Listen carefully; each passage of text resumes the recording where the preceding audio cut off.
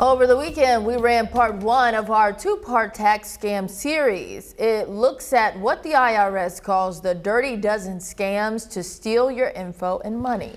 If you haven't filed, tomorrow's the deadline, by the way, but there's another con out there hoping to catch those trying to settle their debts with Uncle Sam. Here's Stephanie Haney with everything you need to know to keep your money safe and sound. In part two of our look at the Dirty Dozen IRS scam report, we're focusing on how scammers take advantage of taxpayers who are trying to settle their debts with the agency. During tax season, scammers have been known to target people who want to use the Offer in Compromise, or OIC program, which allows people to settle tax debt for less than the full amount they owe. To bring you up to speed on how this scam works, we're sharing Verify Fast Facts from the IRS and the National Cybersecurity Alliance, a nonprofit organization which promotes cybersecurity awareness and education. First, not everyone is eligible for the Offer in Compromise program. The IRS warns bad actors will aggressively promote this program in misleading ways to people who clearly don't meet the qualifications, costing taxpayers thousands of dollars.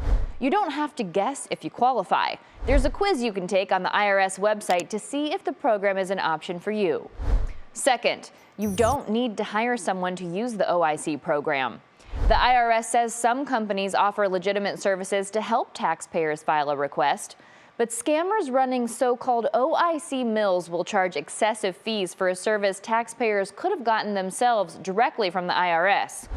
And third, if you do decide to hire a company to help you with an Offer in Compromise, aggressive marketing is a red flag that you're being scammed. Cliff Steinauer, Director of Information Security and Engagement at the National Cybersecurity Alliance, says people need to research companies that contact them. Let's say you get something from a tax preparing company that you've used in the past, but it seems unusual. You can go to that company's website on your own without clicking on a link in an email or in a text message. You don't want to use links and information that come to you in a sketchy message. You want to go find the information on your own. Even if you don't qualify for the OIC program, most taxpayers do qualify for an IRS payment plan to pay off debt over time.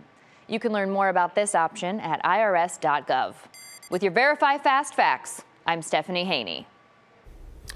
Thank you, Stephanie. And we mentioned before, this is part two of our series. And if you missed part one over the weekend, no worries. We have both parts online right now on thv11.com. Just go to our homepage and you can see them navigating to it right there, right before your very eyes. And while tax day is tomorrow, if the severe weather this month disrupted your filing plans, you have some extra time here in Arkansas for your state taxes. Governor Sanders signed an executive order that extends the deadline for all those recent storm victims from April 15th to July 31st. 62 counties are included, covering most of our viewing area. The state is also waiving some fees. For details on that and to check if your county is included, that information is on our website. Say it with me, thv11.com.